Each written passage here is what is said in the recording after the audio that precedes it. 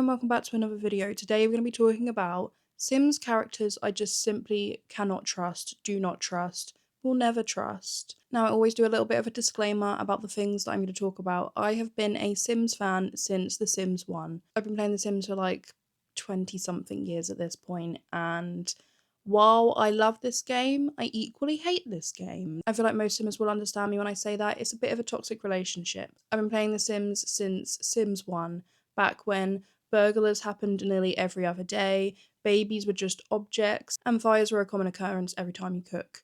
Now you might be thinking, what's changed? Nothing, truly. Not really. Not the core of The Sims hasn't truly changed. The same things that are happening in The Sims 1 are still happening in The Sims 4, just like slightly dulled down with less personality. I've played every generation of The Sims. I've got thousands of hours in each game, and I've spent an ungodly amount of money on the packs that we're not even going to get into today because it's quite upsetting and embarrassing and traumatizing all rolled into one. Which means I am qualified to talk about the characters that we're going to present today. Now, before we begin, I want to state I don't quite have all of the evidence for the court today. I don't really have any evidence. We're going off vibes, because after playing The Sims for 2 decades, there are just certain characters that make me uneasy. Now today I'm going to do characters that are mainly in The Sims 4. Some of them are obvious, some of them are dark horses, and some of them might get me cancelled.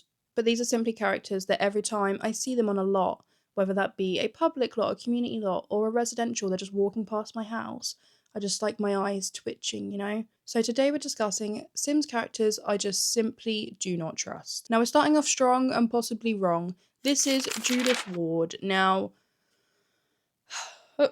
deep breath for Judith Ward, because she is single-handedly one of the reasons why I hate the Get Famous pack. She's so snooty.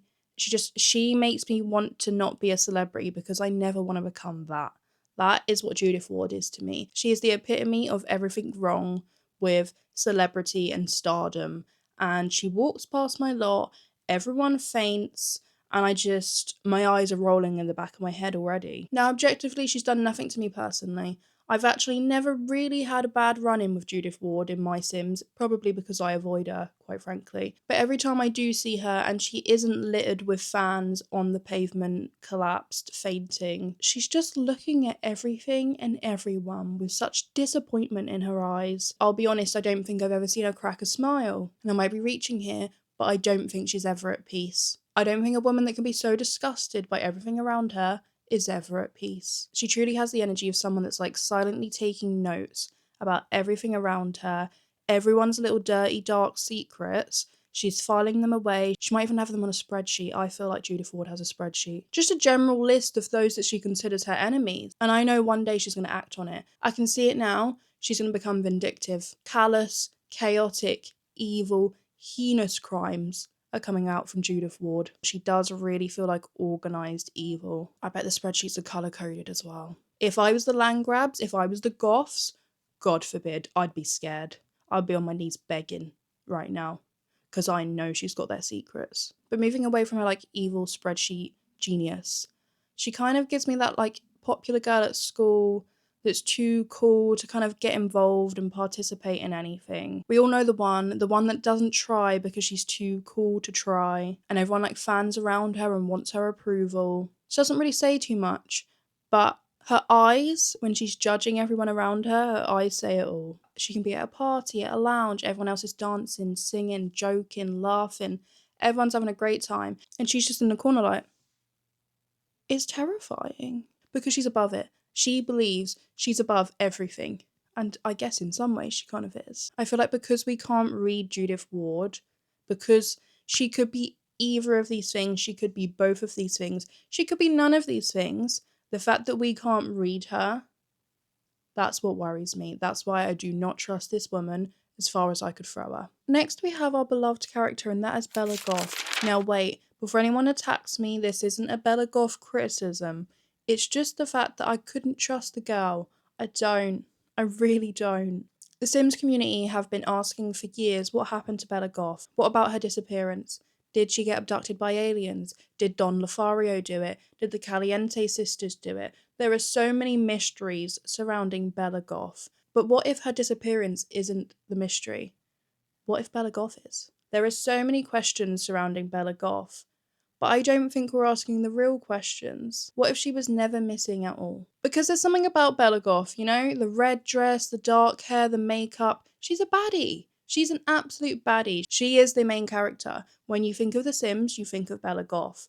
There is nothing about that woman that gives me victim enemy. There is nothing about that woman that makes me think that either the Caliente sisters or Don or Mortimer would be able to kill her off. She is the young, calm, calculating wife of an incredibly rich man. I just don't think she's stupid. There is not a bone in my body that thinks that Bella Goth is this like stupid, preppy, girly housewife that doesn't have a brain for herself. She absolutely does. She's always walked in the room like she knows what she's doing, like she knows more than everyone else in that room. For someone that has been at the centre of an entire game's lore for decades, she's remarkably calm, do you not think? Composed.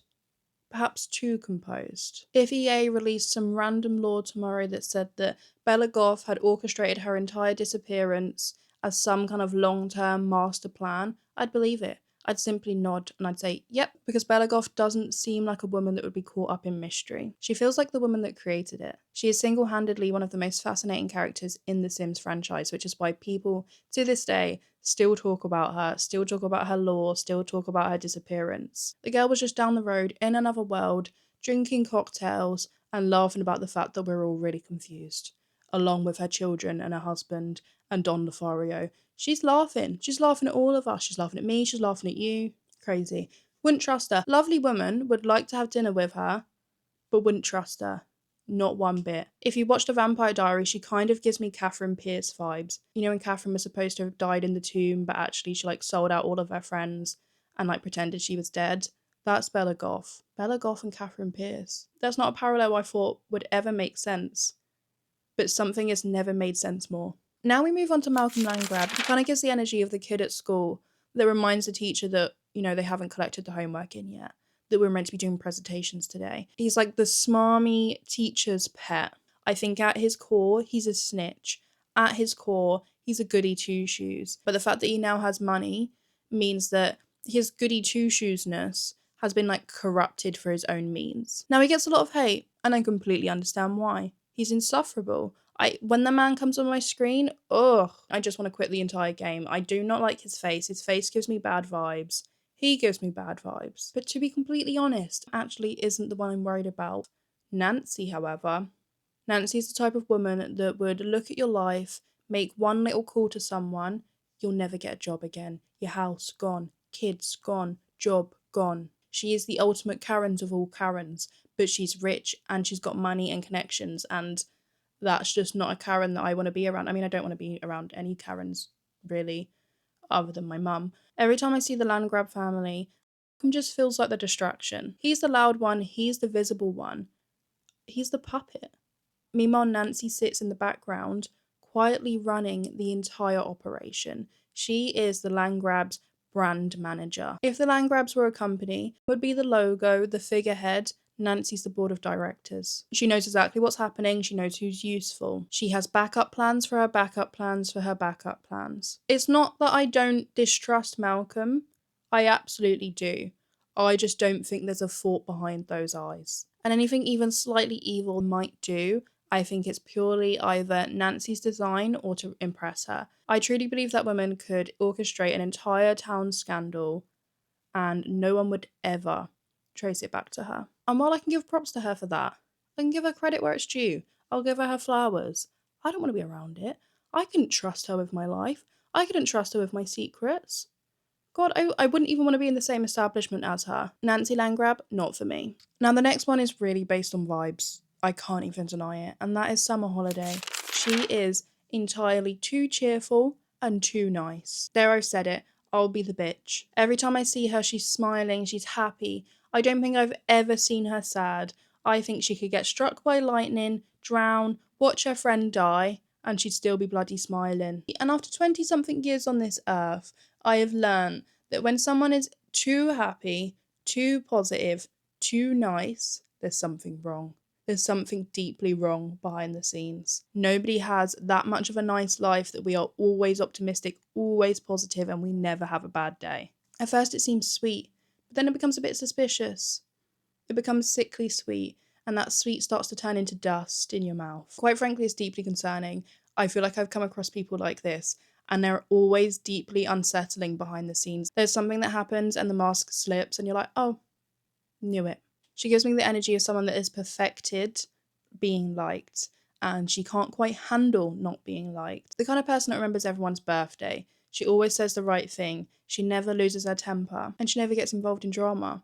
At least not publicly. I feel like one day we'll find out that summer holiday is actually the reason behind any disastrous thing that happened in Willow Creek and a lot of the other worlds in The Sims 4. She gives small town sweetheart with deep dark energy inside. The kind of character on a Netflix documentary that seems so innocent and so sweet until you get to the final episode and you realise they've got 10 bodies in their basement. No one can be that positive and nice 24/7. I don't trust people that are happy all the time, sickly sweet all the time. I don't trust people that don't have opinions.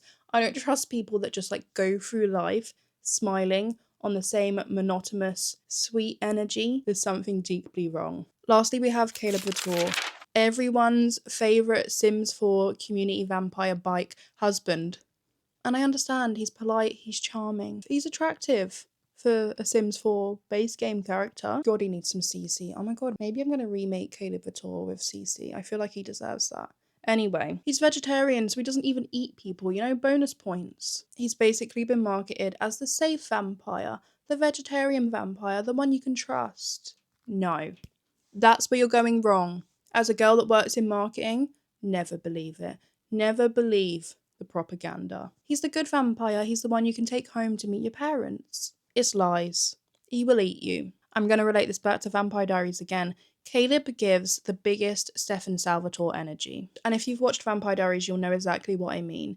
Stefan, or Caleb, is the good brother. He's a vegetarian brother, he's the safe brother. And then what you discover is there are entire chapters of his life where he is the most evil being that has ever graced this earth. And that's Caleb, because you're not telling me that there isn't some deep, dark story as to why he's a vegetarian now. This man's been alive centuries. Why now is he vegetarian?